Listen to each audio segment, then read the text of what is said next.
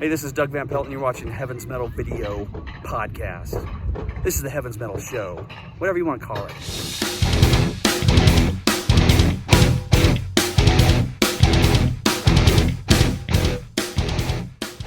So, Job's friends get a bad rap.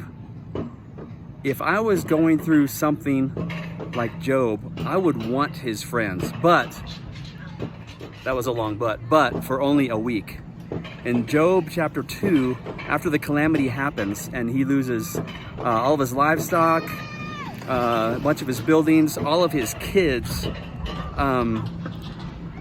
his friends hear about it. They come over and they wail and they weep and they sit by him and say nothing for a week.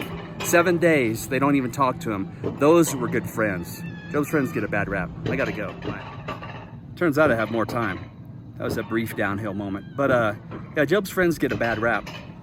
But for a good reason. I mean, they were jerks after they started offering him stupid advice. But for that first week, they were like the best friends. Yeah, so here I am on an outdoor roller coaster in the Rocky Mountains and talking about Job. So Job's friends for that first week, they did, you know what, the ministry of a chaplain, I'm told by this ministry I've been involved in that does chaplaincy, is the ministry of presence. When you're going through a tough time, sometimes you can really use the presence of your friends. Not their words, not their advice, but their presence. Somebody that's just going through it with you. That is the mark of a good friend.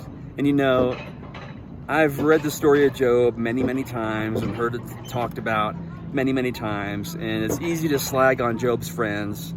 I've got another story about Job, which I should bring up too, because a little golden nugget from that book. But his friends, you know, are ridiculed for good reason, because they just kind of it made it unbearable for Job. It kind of just made the whole thing worse. But being there with a friend, just knowing that they're going through it with you, that is sometimes priceless, and that is the mark of a good friend. So when Job's friends show up, and I didn't even notice this until recently, that never stuck with me, that for the first week, Job's friends were awesome. They just sat by him and didn't say a word. And so, you know, kudos to you, Job's friends.